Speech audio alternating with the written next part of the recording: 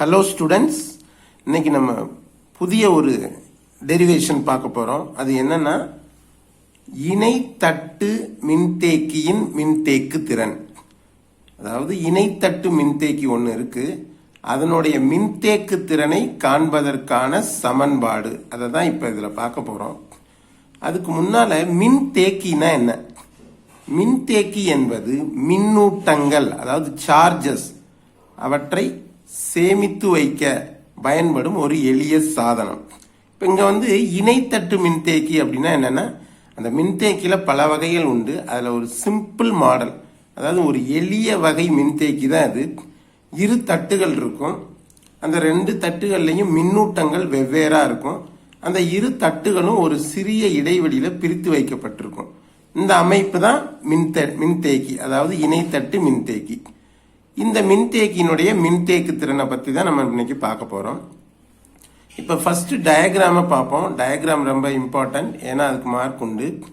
இங்க ரெண்டு தட்டுகள் இருக்கு. பிளஸ் கியூ நேர் மின்னூட்டம் கொண்ட ஒரு தட்டு, இங்க மைனஸ் கியூ எதிர் மின்னூட்டம் கொண்ட ஒரு தட்டு. இந்த இரு தட்டுகளும் ஸ்மால் டி அப்படின்ற ஒரு சிறிய இடைவெளியால என்ன செய்யப்பட்டுள்ளன? பிரித்து வைக்கப்பட்டுள்ளன. இது இந்த தட்டினுடைய பரப்பு கேபிட்டல் ஏ, இது இந்த தட்டினுடைய பரப்பு கேபிட்டல் ஏ. அப்புறம் நமக்கு தெரியும் மின்விசை கோடுகள் எங்கிருந்து துவங்கி எங்கு முடிவடையும். நேர் மின்னூட்டத்தில் துவங்கி எதிர் மின்னூட்டத்தில் முடிவடையும், அது நமக்கு தெரியும். அதனாலதான் இங்க மின்விசை கோடுகள் எப்படி வரைஞ்சிருக்குதுன்னா, பிளஸ் டு மைனஸ், இந்த நேர் மின்னூட்டத்திலிருந்து எதிர் மின்னூட்டத்துக்கு போறது மாதிரி இணையான கோடுகள் வரையப்பட்டிருக்கு. இந்த இணையான கோடுகள் எதை குறிக்குதுன்னா, ஒரு சீரான மின்புலத்தை குறிக்குது. சரிங்களா? சரி, இப்ப நம்ம டெரிவேஷனை பார்க்கலாம். குறுக்கு வெட்டு பரப்பளவு ஏ கொண்ட இரு இணை தட்டுகள் ஸ்மால் டி இடைத்தொலைவினால் பிரித்து வைக்கப்பட்டுள்ளன. அதுதான் நம்ம ஏற்கனவே பார்த்தோம். அதை அப்படியே எழுதுறோம், டிஸ்கிரிப்ஷன் மாதிரி, விளக்கம் மாதிரி எழுதுறோம். அடுத்து நம்ம ஏற்கனவே படிச்சிருக்கோம், இரு இணை தட்டுகளுக்கு இடையே உருவாகும் மின்புலம். போன டெரிவேஷன்ல படிச்சிருக்கோம். ரெண்டு இணை தட்டுகள் இருக்கு, அந்த இரு தட்டுகளுக்கு வெளியே உருவாகும் மின்புலம் என்னன்னா அது ஜீரோ, சுழி, அது நமக்கு தெரியும். இது இரு தட்டுகளுக்கு இடையே உருவாகும் மின்புலம் capital E is equal to sigma by epsilon nought. இது நம்ம ஏற்கனவே படிச்சதுதான். அந்த சமன்பாடை இப்ப எடுத்துக்கிறோம். ஏன்னா இங்க என்ன இருக்கு? இரு இணைத்தட்டுகள் இருக்கா, அதனால இது ஈக்குவேஷன் நம்பர் 1. அடுத்து நம்ம 3 விதமான அடர்த்திகளை பத்தி படிச்சிருக்கோம். மின்னூட்ட அடர்த்திகள், நீள் அடர்த்தி, மின்னூட்ட நீள் அடர்த்தினா என்ன? Lambda is equal to Q by L. அப்படின்னா என்ன? குறிப்பிட்ட நீளத்தில் இருக்கக்கூடிய மின்னூட்டம். அடுத்து மின்னூட்ட பரப்படர்த்தி, அது sigma is equal to Q by A. ஏன்னா என்ன? ஏரியா, பரப்பு. அடுத்து மின்னூட்ட பருமன் அடர்த்தின்னு ஒன்று படிச்சிருப்போம், அது rho is equal to Q by V, volume. இது மூணும் உங்களுக்கு தெரியும். இப்ப நம்ம இங்க எதை எடுத்துக்கிறோம்னா, இங்க இணை தட்டுகள், தட்டுகளுக்கு என்னதான் இருக்கும்? பரப்பு இருக்கும். அதனால மின்னூட்ட பரப்படர்த்தி அதை எடுத்துக்கிறோம். அது sigma is equal to Q by A. இங்க கியூன்றது மின்னூட்டம், ஏன்றது ஏரியா, பரப்பு. அதாவது என்ன இதனுடைய அர்த்தம் என்னன்னா, ஒரு குறிப்பிட்ட பரப்பளவில் இருக்கக்கூடிய மின்னூட்டம், அதான் இதனுடைய அர்த்தம். இதை சமன்பாடு 2ன்னு வச்சுக்கிறோம். Sigma is equal to Q by A, சமன்பாடு 2ன்னு வச்சுக்கிறோம். அடுத்த ஸ்டெப்ல என்ன பண்ண போறோம்னா, இந்த முதல் ஈக்குவேஷன்ல சிக்மா இருக்குல்ல, அந்த சிக்மா இருக்கிற இடத்துல இந்த வேல்யூவை சப்ஸ்டியூட் பண்ண போறோம். அப்ப சமன்பாடு 2ஐ சமன்பாடு 1ல் பிரதியிட, இந்த சமன்பாடு 2 sigma is equal to Q by A இருக்குல்ல, இதை எடுத்துட்டு போய் இங்க உள்ள சிக்மா இருக்கிற இடத்துல சப்ஸ்டியூட் பண்ண போறோம். அப்ப இ இஸ் ஈக்குவல் டு சிக்மா இருக்கிற இடத்துல என்ன போட்டிருக்கேன்? கியூ பை ஏ, கீழே எப்சிலான் நாட் இருக்கு. அப்ப அடுத்த ஸ்டெப்ல is equal to Q by A. இந்த எப்சிலான் நாட் இருக்குன்னா அது என்னன்னு அர்த்தம்? எப்சிலான் நாட் பை 1 அப்படின்னு இருக்குன்னு அது உண்மையான அர்த்தம்.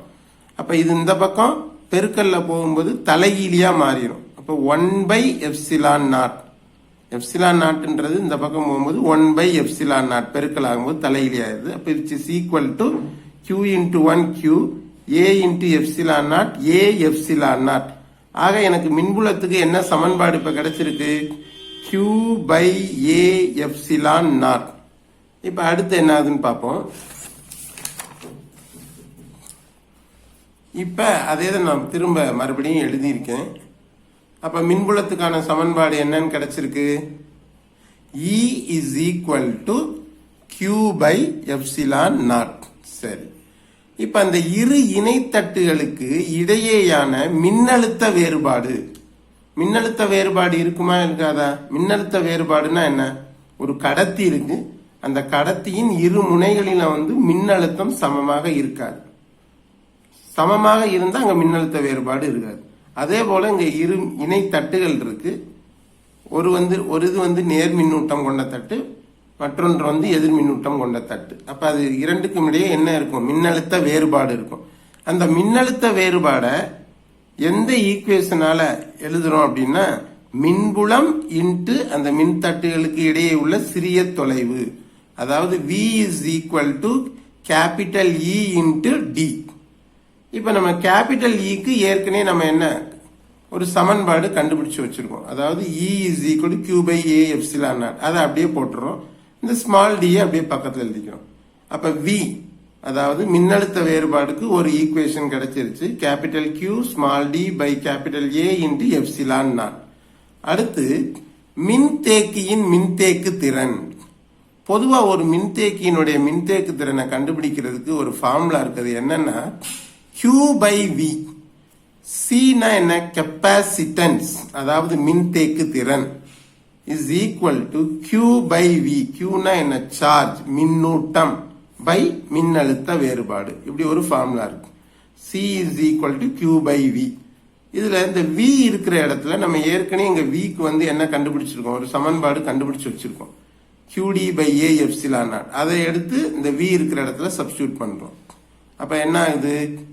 C is equal to Q, இந்த Q அப்படியே இருக்கு, கீழே V க்கு பதில் QD by A epsilon naught substitute பண்ணியாச்சு. அப்ப அடுத்த ஸ்டெப்ல Q அப்படியே இருக்கும். இந்த QD by A epsilon naught இந்த பக்கம் பெருக்கலா போகும்போது என்ன ஆகும்? தலையிலியா மாறிடும். அப்ப A epsilon naught by QD அப்படின்னு வரும். இப்ப இந்த Qவையும் Qவையும் நம்ம என்ன செஞ்சிடலாம்? கேன்சல் பண்ணிடலாம். Q get cancel. அப்ப மீதம் இருக்கிறது என்னது? Capital A epsilon nought by small d.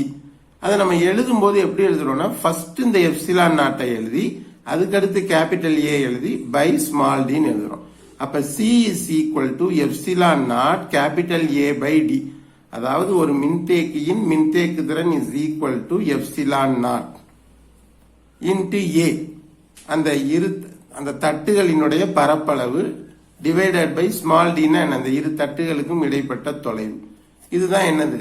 ஒரு இணைத்தட்டு மின்தேக்கியின் மின்தேக்கு திறனுக்கான சமன்பாடு அல்லது கோவை.